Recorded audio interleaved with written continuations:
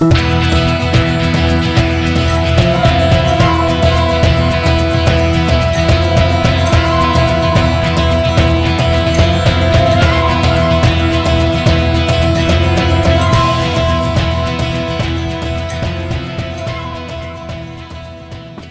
Acha in the house. Mr. Randon. Yes, Ken.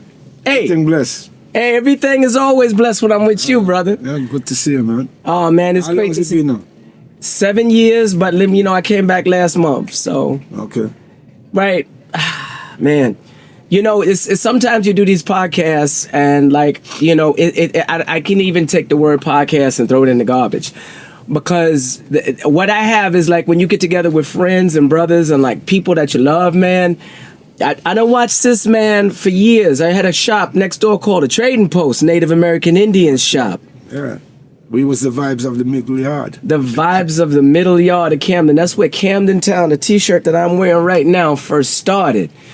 And when I came here, it was amazing because I walked into Camden. I came from Denmark, and I walked right into Camden Town, and it was like I was home almost immediately. Like when I got here, and one of the first persons that I saw that had his pitch right up on the lock in between was this man right here from Massive International. Yep.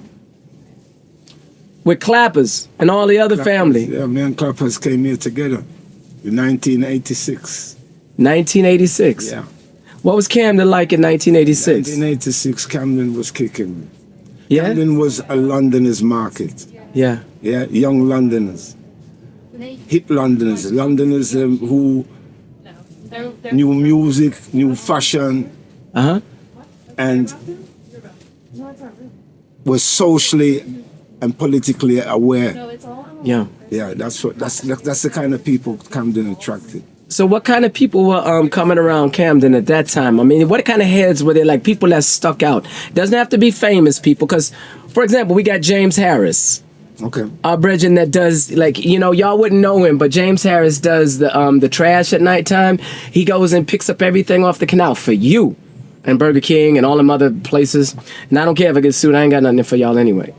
But, you know, James Harris would come out and he would come out and kick it with us. He was a musician. He had an impediment, but he was just one of the most positive people I met. Who was people like James and like that was back then? There was a lot of people like that. Yeah? Really. A lot of characters. Yeah. Too many to mention, but because everybody was unique. Everybody had their own style and they had their own... put it this way, the people who came to Camden were all individualists. Right. They didn't follow. That's right. Sound familiar. Yeah. It sounds familiar, Bredren. So you just fit in straight away because you come with your style. Because you knew it. It was there. By the time you got there, you knew that was your place. You know these were your people. Mm. There wasn't no separation, you know. And one of the things since I got back, I noticed that I can contact or go up to anybody here, man, and I just be like, hey, you look beautiful. Oh, you look amazing. And the response from people is so beautiful. I can only imagine what it was like back then. Yeah. And that was that when our former our brother that used to own the place, Market, Mr. B, was that when he on the other side? That was Alan, and on this side? And Amon. I forget his name now, but No Side Development had a policy in this market where everything had to be individual, handmade arts and craft. Right. It had to be something original. And the gift what Alan had was that he never forgot a name. Yeah. When we first came here, it was a 6 months waiting list to get a pitch in Camden. Right. Yeah. And people would... Nickel Yard was where aspiring traders would pitch their wares to Alan, hoping that Alan would give them a pitch. Yeah, man. Because we were part of a youth development movement at the time, everybody was kind of politically sensitive to us. Yeah. So they didn't want to be seen to be racist. Yeah. So Alan initially gave us a blind thinking that we wasn't going to last You got your token. 2 weeks. Yeah, man. You understand? It was like, yeah, go for it. Yeah. Yeah.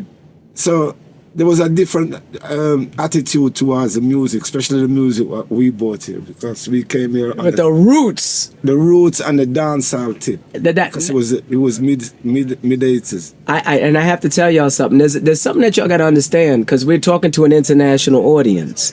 When you're talking dancehall, you're talking about the people of the Windrush generation, the people that came over here from Jamaica, and they were asked to come over after the Queen had left. They retired the flag. They came back to England. Was no longer a colony, and when they came over, there were no homes. There were no jobs for the black people. So they promised, like, yeah, come over to England, make some money, hook it up, man, make your business over here. It's kind of as like a little bit of a sorry. Let me give you a breakdown of what the Windrush was. Yeah. Basically, after the Second World War, the Windrush brought the troops who came from the Commonwealth, like i.e. Jamaica, Trinidad, Barbados. They were the ones who was Windrush was the ship what transported them back to the West Indies. Yeah. Now, because England needed rebuilding after the Second World War, they opened up for the Commonwealth to come and work and help England rebuild. Mm-hmm. But that invitation was to the Commonwealth, meaning Australia, South Africa, and Canada. Mm-hmm. But because they're living so good in those countries, none of them was attracted to come to England to do the kind of work what England wanted them to do. Especially after the history. Okay, so the captain of the Windrush, when he went back, when he brought the troops back to the West Indies, mm-hmm. he didn't want to come back with an empty ship. But he knew of this thing that it was open to the Commonwealth. But initially, it wasn't for blacks. Yeah. It was for the white Commonwealth, right. Not the black Commonwealth. Yeah. So, but this hadn't been distinguished. But he, knowing that the country was open to the Commonwealth, invited any ex-soldier who wanted to go back to England free passage on the Windrush. Right. Because he didn't want to come back with an empty ship. Yeah. So this is how the first Jamaicans, Trinidadians, Barbadians blessed the ocean and brought culture over to the United Kingdom. Came to England. And in coming here, initially, the people who invited them mm-hmm. was on a short-term basis. And most of the people who came here on a short-term basis aspirations. Yeah. You know, they wanted to make money their and money get back and buy land. Get back and buy land and buy a house, yeah. etc. We all thinking like that. But it's been well documented that they couldn't find place to rent. And then eventually they had to buy. Mm-hmm. Once you've bought your house, then you're going to raise a family. And it's when we start, me as being a first generation born here, mm-hmm. the policy changed because they wasn't expecting that they were going to have offsprings here. Like Picnics them. Picnics. Yeah. Yeah. So, well documented that Enoch Powell come with this Rivers of Blood speech, and he foresaw what was going to happen. Yeah. That us growing up here wasn't going to take, it wasn't going to be as humble as our parents was. Right. Because the ignorance in this country at that time was huge. Very huge. I remember they were talking about the Indian population. How they, I see the videos, they were like, that food stinks. And that's a horrible smell. And like, it was really bad at that point. 'Cause like, you couldn't even make some curry goat or whatever was traditional for you because, you know, the English had their own thing. So I seen the lady with the glasses on, and she's like, we call them Karens in my Turtle Island, United States. Turtle Island, the original people of that land that I come from. And the one thing about the food that we ate, that it triggered them, and the music that we bought, it triggered them, but it also propped up the youth, and their youth at first were adversarial, but then they come for us. They came for you, and they said, "Man, this music is wicked. Man, these people are beautiful. These people are different, and I like their difference." So, what do you think about that? Well, we brought a lot of culture here. Yeah. That's what we came. That's why our parents came. At the same time, the ones who did come here didn't come here with a view that they were gonna make their culture overtake. Yeah. They came with a manners and respect to England as the mother country. To become a part of what it is. Yes, but us growing up here now. That's another we thing. didn't expect. We didn't accept. Okay, we love football, but that's where it ended. Yeah. You know, in terms of us growing up we had white friends, of course, we had Indian friends, but when we discovered and realized that our music was teaching us about our culture. Yeah. We gravitated to it because we felt more comfortable with your culture, with our culture, than trying to be a second-class citizen in a culture which, from want to say of a better word, sometimes didn't accept you. I know that feeling. I think we all know that feeling, even in our own cultures, in our own countries. But it's good because change is inevitable.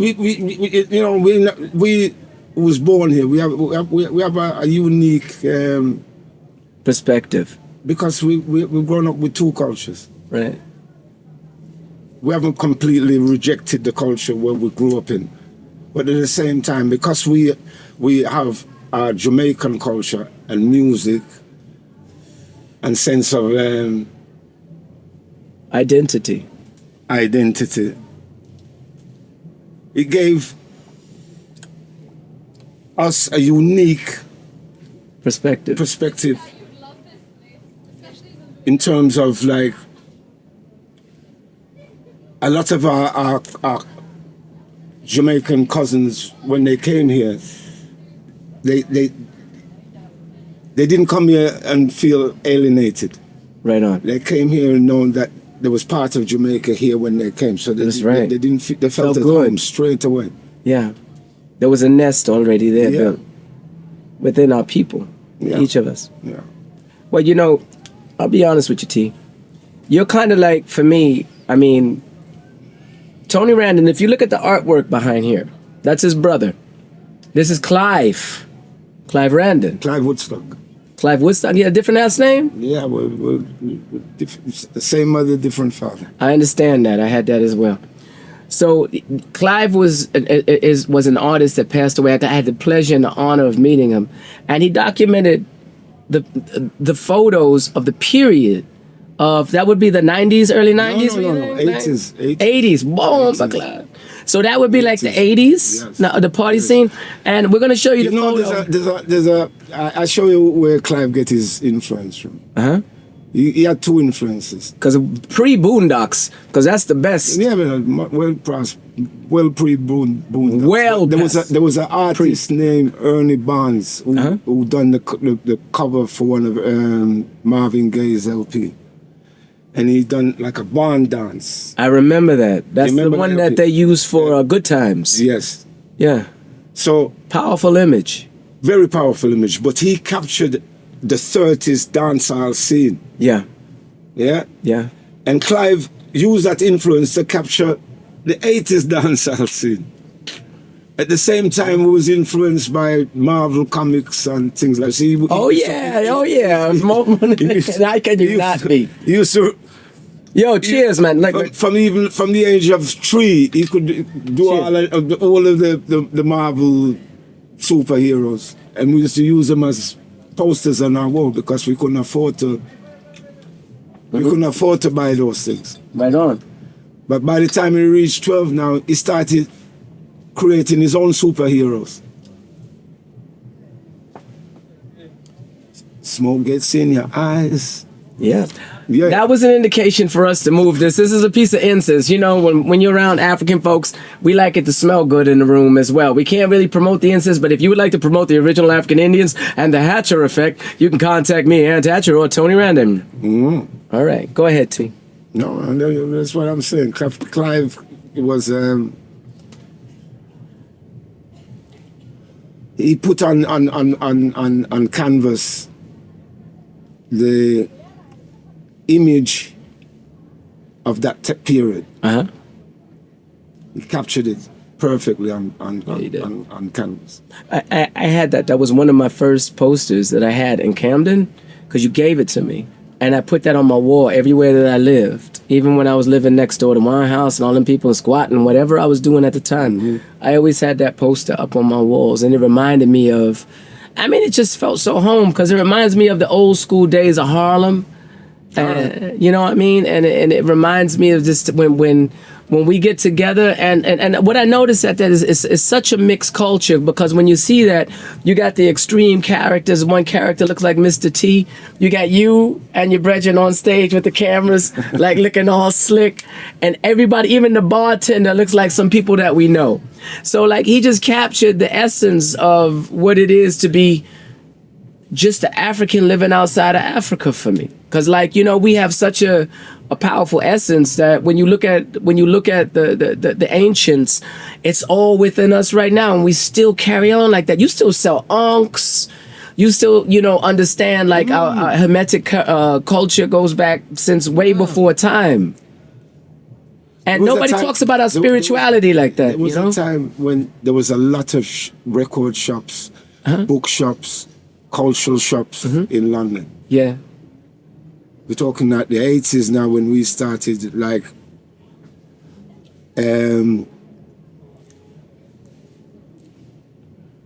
we started promoting our own culture in the 80s. Mm-hmm.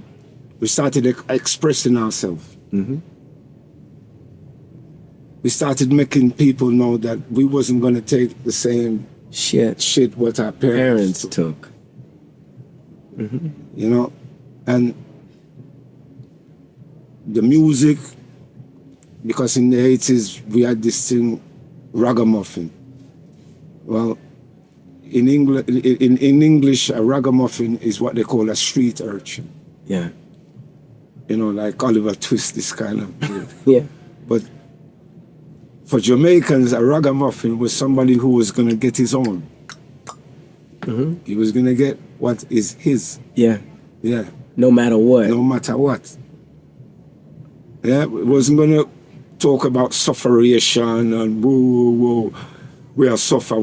No, we're not like suffer. Smiley culture. We're going to take. Like Smiley culture. Smiley culture was a man who take top. And we know what happened with Smiley. Yeah, well, you know,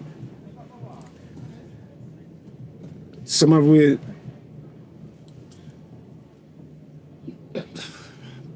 we say he had a lot of confidence. Yes, he did. In himself. Let's look at me. And there was nothing wrong with that. And yeah. A lot of us had confidence in ourselves at that time. Mm-hmm. Because basically the streets we thought belonged to us. Mm-hmm. Yeah. Yeah. Well, when I left, I heard about Grenfell Towers and what had happened here. And it just seems that the only way to do it here inside the United Kingdom, you know, being like, you know, just, you know, I was a squatter. Like, just so y'all know, I was a squatter. I was a guy that lived in underground places, but every place that I went was better and better and better. And I got with crews that were doing things and making things happen, doing music, having gardening and like guerrilla gardening and artists and musicianship and building dance studios. And one of the main things that I was thinking about is right here is like, it's not easy for folks to get through these borders all the time. Like they're making it hard for now the UK to make it hard for people to go throughout Europe. Now that's something big, T. And look, like with y'all, like everybody that's listening right now or watching the podcast, you know, we're just regular people, man. Like we just carry on every day like you. No, we got our superpowers too, and everybody got their superpowers and their ability. But there's a lot of people in this world that I find that are separated from their families, their mothers, their loved ones, or maybe you meet a beautiful, wonderful woman and like you fall in love with her, but for some reason y'all gotta go like this because this entity is there telling you you can't go this and do this and do that. I always felt that no matter where I was, it was the same green trees, the same air that we breathe, the same water that we drink, because everything's connected. I'm not into the borders, B. I mean, I'm really not into the borders. I don't like them. I don't like that how they criminalize people. If you have something on your record, they want to say that you can't do this or that. I'm just tired of these people running the world, right? I've never put boundaries on myself. That's it. You know? Yeah. But from as young as I can remember, I've always said to myself, there's nowhere I cannot go. That's right. If I want to go. And that's how I've lived my life. Yeah. Yeah. When I was in Harlem, I met, I know there's a lot of controversy regarding my brother Africa Bambaataa, you know, but, you know, I'm not going to get involved in the controversy. I'm just going to say my personal experience. When I was walking through Harlem, you know, there was a part of the neighborhood, man. Listen, I was a little kid. I got jumped. Like, you know how as a crazy people jump, you know, like, and I had to fight back and get away and all that stuff. And, you know, it was scary and like embarrassing. For a while, I didn't even walk down the streets that I used to go to school down because it was like, I was, you know, it was always in the back of my mind until I was a little bit bigger and I could handle it. But when I walked up to Bambaataa, I saw him walking down with Zulu Nation, down one of the streets, one of the side streets that, we're not talking about main streets, when the side streets in Harlem was where things went down. Right. And I saw Bambaataa and I walked up to him and I knew my big brother Renard, my best friend in the world. I knew you met Renard, you know, because he loved you, man. He always asked about you. Okay. And I saw Bambaataa and I walked up to Bambaataa, man, and I said to him, I said, you know, aren't you afraid of walking down this street? I was a little kid. I was maybe 12. And he said, I ain't afraid to walk around any of my streets. So he instantly told me to claim where you're from. Every street, every corner. And being in England, you got the Caucasians, you got the racists or whatever. But what I see is an excellence here, man. There's a beauty about England. I can't explain it to people. Because when they come here, they always go to like Oxford Street and they trying to do all that corny stuff. But when you come to Camden Town and you go to the right places, man, and you meet them people that's just off the wall, that's not conforming, that's what this is. Well, how has this changed? What went wrong? What went wrong, brethren? You know and I know, but let's tell the world. Let's set it as a testimony. We don't have to name no names. I don't like to be sued. I like to have my motorcycle and my little car to make it across America. But let's tell the truth. What happened, man? We still here, and it's still beautiful, but what happened? Well, it became a tourist attraction. Yeah. Yeah, that's what happened. Yeah. First tourists probably came here thinking, because we're close to the zoo. So they... You see all the punk rockers and see like giraffes and like... They come to see the freaks that come there. Lucky Charm. Yeah. So, yeah, it became a tourist attraction. Yeah, that's what happened. And with tourism, obviously, money is going to follow it. Yeah? Gentrification is going to follow it too. My man, we're going to say the name T.S., he take it from our brother B, who are both from the land of Israel.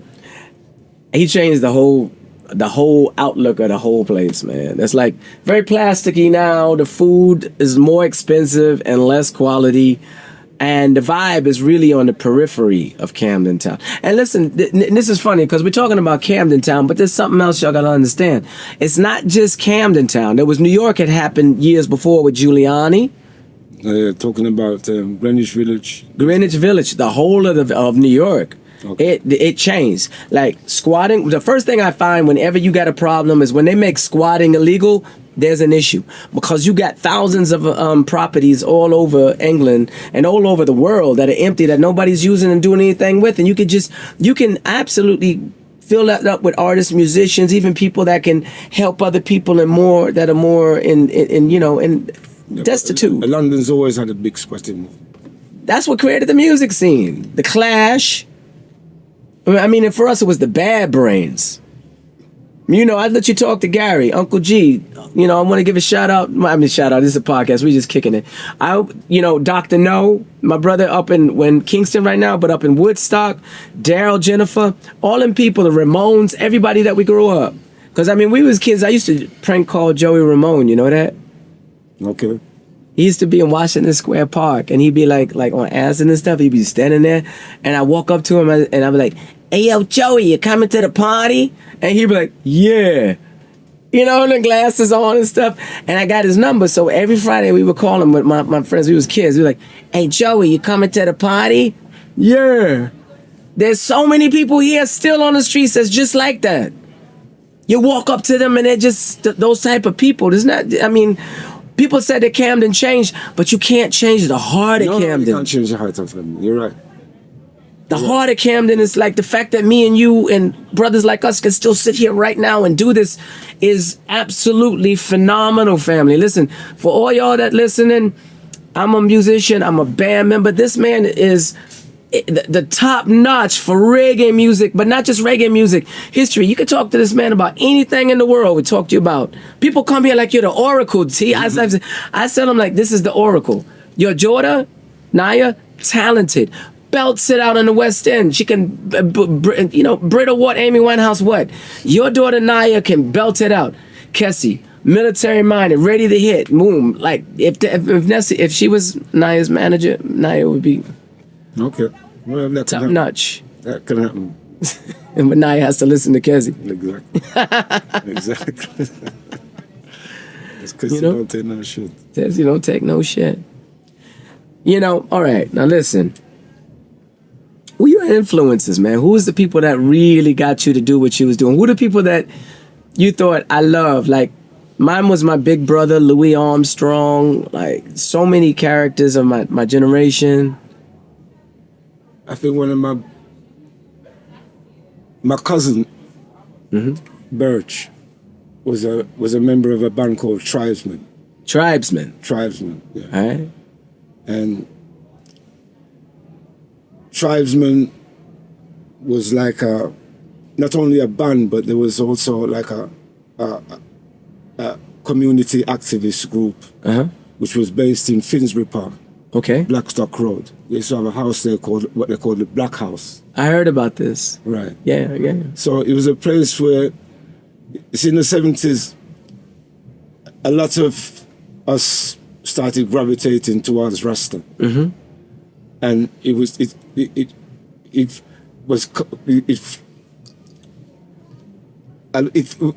brought conflict with our parents. Yeah.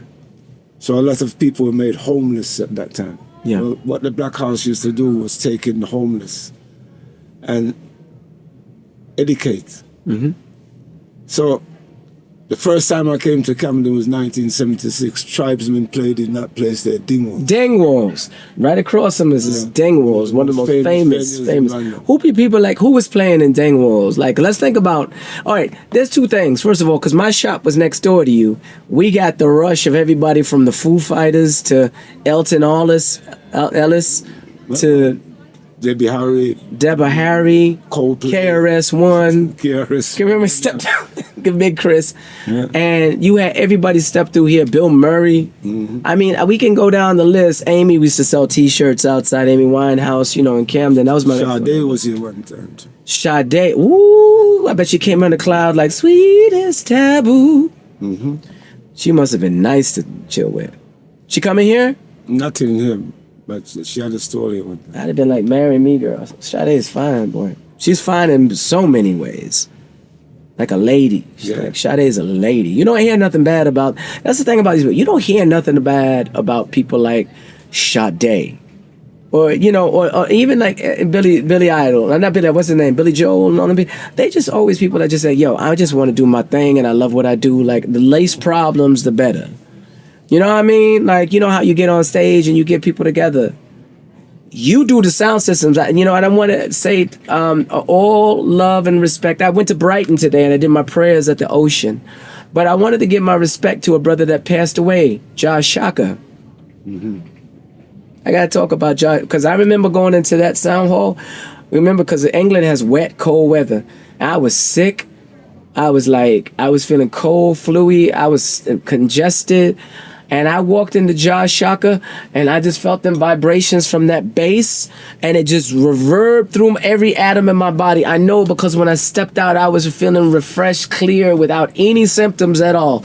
I think Josh Shaka could kill COVID 20 times over. And I don't care who sues me, whatever, man. Like I had a half brother that passed away. Don't talk to me. Like I'll say what I want to say. And he will too. That's the whole point of being here right now. We want to speak real with everybody.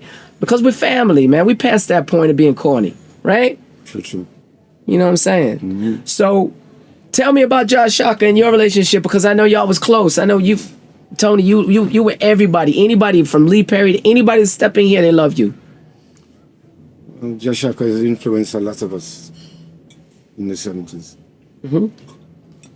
Anybody who was into roots music, at some points, you were going to go to a Josh Shaka session. And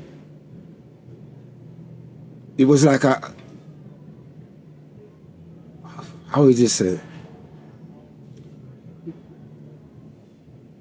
was like a spiritual, spiritual experience. Yeah. Because it's like after a while, the music got to you that you felt like it was in a space by yourself. Mm-hmm. You felt like it was part of something, like where you had no fear of anything what was going to approach you when you leave that dance. Yeah. Took the fear away. The fear are gone. It's like it was a warrior ritual. Mm-hmm. When you came out of a Shaka dance, you just felt like you've been exercised. Yeah. It does feel that vibration from the basement. Okay, you have Dingwalls, which is the place that's right here, just right across from us, from the reggae shop, and maybe about 100 meters away to the right is the bridge, the Camden Lock, which is the bridge everybody goes, millions of people go through, and that bridge was vibrating like that. Like you could lay down that bridge and get a massage. That's. Josh Shaka would bring these bass bins and like I said, every atom in your body would go. But that's pretty much the sound system, what real sound system is anyway. Mm-hmm. I saw a few shows. We went to the Jazz Cafe recently. I saw a show, but it didn't have that real drive in it, even though it was live and powerful. Mm-hmm. How do you get like musicians, like, who are the musicians that got that type of feeling that you find right now that's out there? Like if somebody said, yo, if you look at these people right now, those are the people that got that vibration when they send out their music. Like who's that? Who do you think is out there now? As far as live music? Uh-huh. Well, there's good live musicians out there. Uh-huh. But unfortunately, we don't have a band who is out there as a band and not just a backing band. Yeah. Mm-hmm. And after Aswad, I can't see anybody else who's really taking that mantle of being a band what represents England as musicians. That's Steel Pulse? Steel Pulse too. I'm talking London. Misty and Roots. Misty and Roots. That's one of my favorites. I saw, my friend Marcina Arnold. She's married to Masengi, who's the Trump saxophone player for Misty and Roots. I saw them in Dusseldorf, and they were wearing all white. And I remember the two most powerful bands I saw that weekend, even though Steel Pulse was there, everybody, Lee Perry was playing, was Misty and Roots and Dennis Brown. Because Dennis Brown did the most amazing version of Natural Mystic I ever heard, except if it was Bob. As if Bob and Dennis took that song and were created from that same song together. Mm-hmm. Like that was their birth. Dennis have the voice. Dennis Brown. You told me some good stories about Dennis. Dennis Brown was Bob Marley's favorite singer, just so y'all know. And he was, they call him the Crown Prince of Reggae. But, you know, you got Winston Rodney, you got Dennis Brown, you have Bob, you have Peter. You can go all the way down. But there was something about Dennis, like he seemed to love life. And he's a people's man.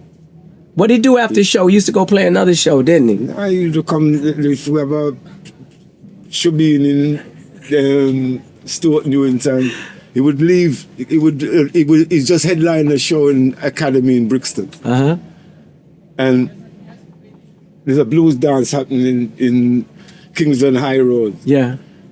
Dennis Brown is coming in, probably giving us a better show than he did on the sound system than what he gave in Academy. Mm-hmm. Yeah. You said that he was in Jamaica, that you would see him rolling down in his car and he'd have his roof off. He'd be smiling at everybody. He'd stop at the drop of a dime if anybody wanted to come take a picture or say hi or anything like that. He's that kind of a person. You see, man, those are the type of people that I always wanted to aspire to be. The Louis Armstrongs. He's like that too? Oh, Louis Armstrong, when he went to Ghana, they gave him a king's welcome. Okay. And when he goes to Louisiana, people he would have the top off and always smile and talk with people. He was never, my grandma Mamie, she took me to the Armstrongs when I was 1 year old. Right before I was one, it was like 1970. And Louis held me when I was a baby. And this summer, yeah, he did. Because of my grandfather's stuff. Mm-hmm. He got him out of some situations with the Cotton Club. Okay. So my family and the Armstrongs were very good friends when they came to New York. But he had a New York accent coming out suddenly. But one thing about Louis, I went to New Orleans this summer, and I saw Louis Armstrong when he had the statue in the Congo Square. Hold on. We got a Bredren that wants to buy something. Come on in through, Bredren. Welcome to the TV show. Thank you, yeah. We got to get a disclaimer to make sure This is real TV, y'all. Yeah. Elmo James. The TV is something. I'm putting out something. Yeah. It's good. Music. Where you from, Bredren? From Lebanon. Lebanon. Welcome. See, we're talking about the United Nations right here. There you go. A transaction has been made and is positive, and move forward. There we go. Thank you. Man, this technology thing, man. I remember when they used to have money back in the day. Yeah. Hey, have a good time, y'all. Thank you. Yes, sir. Where was he at, T? Where were we at? You're talking about Louis Armstrong. I was at Louis Armstrong Park, Congo Square, where you remember when the black slaves used to go in the French, they used to have the Sunday? Hello. Hi. Do you have anything from Pink Floyd? No. Well, might as well. What album are you after? Pardon? What album are you after? I know one. Anyone, just like... What's that one you mentioned? Adam Hart Mother. It's Adam Hart Mother. It's got a cow on it. I know it. You Here, know that this one. Okay, thank you. Okay. Yeah. Because I have to dig for that, man, so I have to ask them for it. But Pink Floyd, man, imagine meeting up with Roger Waters. What a bro. That's one of my... when I was living in Holland, I always wanted to meet Roger Waters. He was the one person I thought... Everybody, all the people that I know, I'm not going to name call. I always play homage. I never name call. I always play homage to the people because you can't sleep. But Roger Waters is out in the news right now, and I love what he's saying. I love Roger Waters, and I'm not against anybody. Okay. Yeah. I mean, against bad man, people that are like still doing that apartheid thing. Because I asked some people before, they said, have you ever been to this particular place? I said, no, I never been there, but I've also never been to apartheid in South Africa, but I still know there was a Nelson Mandela to put a stop on it. Remember what we said. If the day that Nelson Mandela and Muhammad Ali died, what were we gonna do? Where's the shop that you went to? You gotta remind me of that. What would you say? It's a long time ago. I'm gonna remind you. We said we were gonna take a week off and think about the contributions and what they meant to us. Mandela and Muhammad Ali. I never forgot that. I'm surprised you forgot that. No, well, I wouldn't. Muhammad Ali is one of my heroes from growing up, from young. What did you do when either of them passed away? How did you feel? I felt privileged that I lived in the time when they were in their prime. I feel privileged that I was on the protest march to free Mandela, and that we had an athlete and a figurehead in the form of Muhammad Ali, what gave us a lot of hope. It was somebody I always wanted to aspire to, because I thought that he had a lot of dignity, charisma, and confidence. Yeah. And he gave us that. Yeah. I always felt like you were Ali. Yeah, and he talked his mind. He said he didn't shy away from what Nothing. he felt. You know? Nothing and no one. No, then that's for like I said, apart from the music, when it came to other influences, things what gave us confidence in ourselves. We had Muhammad Ali, we had the West Indies cricket team. Richard Pryor, Brazil football team. Yeah. all of these people together made up everything for us. You know, that's why I feel blessed. Now, I have to give you an accolade. Because you and I have adopted that in our DNA, and it's been, and because what Ali and what Mandela did is, it wasn't something new that they came out of nowhere. They were reminding us who we are and the power and the energy of what we were. It was our history, but saying that we don't have history. Because our DNA is right now, and all that has existed before is with us and in us right now. That's what I wanted that I look from them saying. Like, for Nelson Mandela to hold his fist in the air and say, you know, like, 1, you're weak. 2, you're stronger, but you're still not there. 3, 4, and then you get to 5, and then you 1 people.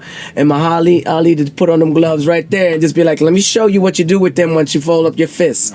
Bam! Sonny Liston. You know what I mean? And, you know, but when he hit the government, like, bow, when he went to the Indian reservation remember that? When he went to the Lakota reservation, when they were in an armed revolt against the United States government, Leonard Crodog. Okay. That's Ali that came over there. And he said, like, I'm going to take some pictures with my folks. And I'm going to put up my fist like this to let them know that this is what we are. Whether you Papua New Guinea, whether you Australian, Maori, whether you from any part of the world, Ali just broke it down for everybody, let them know, you know, even Caucasian people couldn't do nothing but be like, yo, this man is special. Yeah. He gained, in Mandela, they gained the respect of every single human being across the planet. You couldn't say anything to them or about them. And that's what the governments do nowadays. So they want to make sure that they try to badmouth you, put you down, say you this, say you that, just try to get people against you. Like that, and then they try to come after you after that once they get the public backup. Then they come get you. Yeah.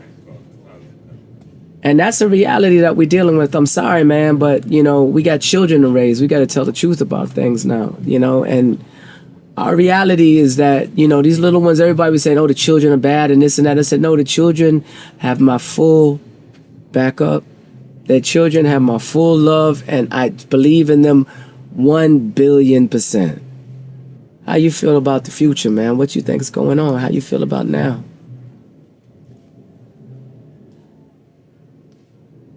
I think the young people then have a lot more to offer than what we think. A lot more. Yeah. And our leaders haven't set any good example for them, so we can't blame the youth for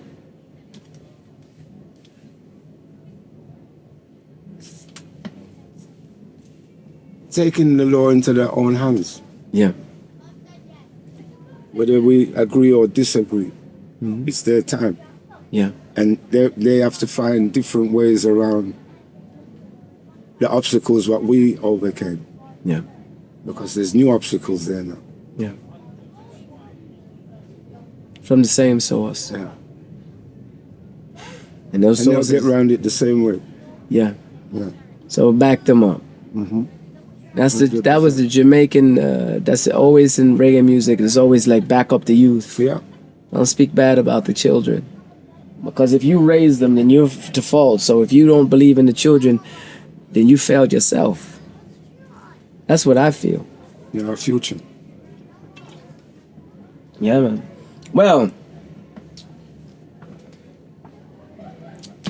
I've been wanting to do this podcast for a long time, and the reason I wanted to do it is exactly for what you're hearing right now. It's because people out there, felt isolated during the COVID. And they still feel isolated. And, they feel things are jaded a little bit. But when I came to Camden, people said to me, like straight up, they were like, oh, Camden's changed, it's horrible. And I said, no, it's not. You're still here. And because you're still here, you made everything and everyone know that there's still a Camden alive. And when y'all come to Massive International, right here, this brother's still here. He doesn't. It's still a hub. It's still a hub for characters. Let me tell you. This shop is a hub for characters. Yeah. Yeah. With character. That's Characters with characters, a little bit different. With character. Lepke. He's not here anymore, but we still feel his vibration. Camden Fire. I'm glad I was a burn, Camden. Still feeling vibrations. Man, what's funny is that you and me always we attract all the crazies. Like everybody since I was a kid, all the people, if they was mad, crazy, and out of this universe, it was always, they got attracted. My big brother Renard used to say that, like, why all the crazy people and different people, they always come up to you? Because they feel comfortable around you. Why do they feel comfortable? Well, kind of a way all right. Want of a better word, we're kind of misfits. Yeah. So through that, we're gonna attract people who they can't. How would I say? They can't.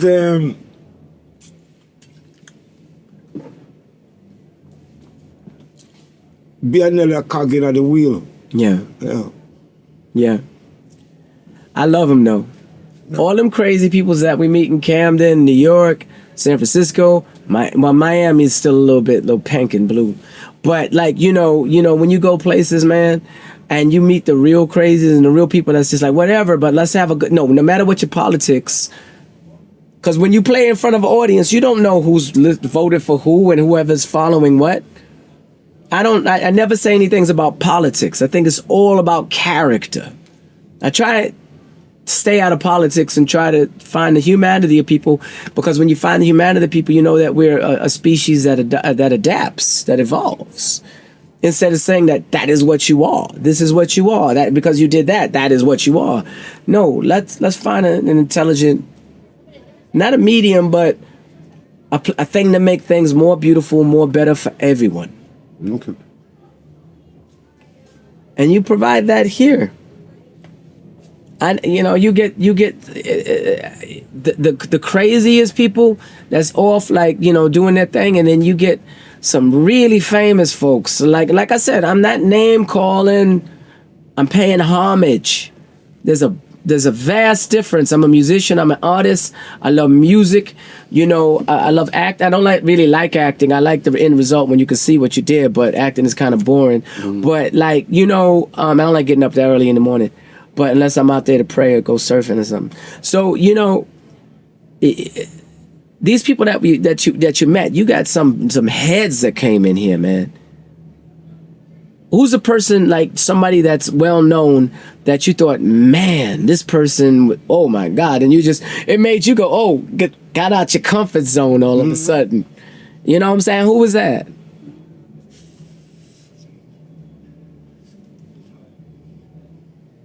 Beside me, Tony. I know.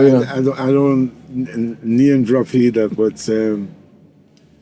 it's not necessarily a name what makes you respect a person. You know, there's many individuals who are respected and admired for just the way they carry themselves. You know, they don't necessarily have a big name or superstar, but just the way they carry themselves. Who's that? Names. Like I earlier have told you about my cousin, Birch. Yeah, I like the way he carried himself. I like the way that he was able to communicate with anyone, all kinds of people, from the roughest street man to proper. When they were working with the Black House, William Whitelaw was a Home Secretary, and my cousin was one of the delegates for it because after the first riot at Carnival in 1976, a lot of the issues of black youths growing up in England came to the attention of Parliament now. Right. So they needed to address it and talk to a representative from the black community. Well, my cousin was one of them. Right. And he was able to articulate what was happening on the streets. Yeah. And Brother Herman and these people. This was the time around when we had that activist here called Michael X. It was like the British equivalent of Malcolm X. Okay. What was his name? Michael X. Michael X. Another a brother from the Nation of Islam? He was connected to the Nation of Islam. Okay. Yeah. But he was a controversial figure in the 70s. So they had him in the news and try to badmouth him. Yeah, big time. Slander him in the... Yes, because of his outspokenness, like Ali. He was not even just outspoken, but he knew a lot about the establishment. Yeah. And he knew so much that they were weary of how to deal with him. Okay. Yeah. You see, now we got another history of places like that and people like that. Well, I just wanted to say, like, you know, we're doing a little bit of an outro. We got about 4 minutes left right now. Just because we got a few things to do. Everybody's got to set things up. Tony has his own, you know, he's still doing music. He's still playing music. I had this situation this year where I couldn't get into Glastonbury, which sucked. Like, really pissed me off, man. I didn't miss nothing because the lineup was terrible, man. All they had was Elton John. Elton John I go see, but that's about it. Been there and done Glastonbury. Yeah, man. Glastonbury is another place what's lost its essence. It really did. From what it was when... It really did. I hate to say it. In the 70s and the 80s. Because I loved it when I went. Yeah. In 2010, when I went, I told people what I saw, man. And the weather was beautiful and the people, man, I just think... It deserves, like, people that understand, the people that really make it work and can make it work and change it up. It's the same thing. Well, anyway, I don't want to talk bad about that because I did have my wonderful experiences back in the day. He's like, you know, and I want to respect that. You know, I played for 18 hours on them drums, man. Okay. 18 hours, me and Ben Badu. On them drums, 18 hours. I'm one of the longest people that have played a set in Glastonbury. But this year, I just did Stonehenge, we blew it up. And, you know, I like to see my brother Tony back on them festival scenes, because if y'all hear this man's sound when he comes in with his records and his music, man, you're gonna fall in love, because like when y'all hearing him right now, that's the man y'all gonna see when you go to the sound system. And when you see the African Indians, that man right there, he's gonna open our shows up if I got a show, you gonna be there playing that reggae sound before I get on stage. That's the way, because I don't even care. I just want my man traveling with me. I want my family together. Okay. I want Naya to get up there and scream at people on the mic till people start crying and glasses start shattering. You know, this is a world that we live in. Our brother right now is Colin. That could happen. That's right. That could definitely happen. That's what we're trying to make. Well, Colin's on right here. Hey, Colin, how you doing? Good. That's right. He's handling everything right there. Tony Randon, the one and only Massive International. Give thanks. And when we say Massive International, we say giving thanks. We want to say give thanks to you because we know you're going to come over to Camden Town, the middle yard, right across from Dingwalls, the place where the Sex Pistols, Motorhead, Freddie McGregor, who else played there? Come on. Aswad, Foo Fighters, Pink, all of them, African Indians. We've all been there, man. Amy, everybody played that venue. We're right across from that. Y'all come down there and see it. Because when you talk with the brother right now, you're going to see a real brother. Like, y'all can kick it with him. Now, I don't want to promote the type of cider that we be drinking until we get that, paycheck coming through. But it's pretty delicious. And we have 1 or 2 of those, man. And a little bit of the sacred herbs, man. And you know what? You're going to kick it with them. Come on and see your family down here. Support your communities. Play good music. Take care of your children and don't slap your wives. It's not good. Hey, yo, Tony, Yes. thank you so much, Yeah, man. Master. Good to see you, man. Yeah. And we're going to see y'all next Keep the time. positive vibes flowing, kid. Yo, we're not going to stop. Never. Never going to stop. Never. And now we're going to say goodbye to y'all. Y'all have a beautiful night. Good dreams. Ahomita kuye oyasin. You're all related. You're all my relatives. We're all family. Yeah.